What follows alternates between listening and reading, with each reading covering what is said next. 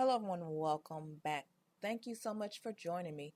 Today we are in Bel Air, Texas. And if you don't know where Bel Air, Texas is, it is actually inside the city of Houston. Yes, there's a city inside of Houston. Now this community is called Southdale, and this builder is going to be Onyx Way Building Services. Now, this beautiful home is going to be a 5-bedroom, 4.5-bath home. It is a little over 4,000 square feet, and the list price is going to be a little bit north of the $1.5 million mark. Now, as you can see, there is a train that is zooming past the home. No worries, this home is going to be in a horn-free zone, which means they will not blow the horn at all while this train is passing by. So if you are a train enthusiast, this might be the perfect home for you.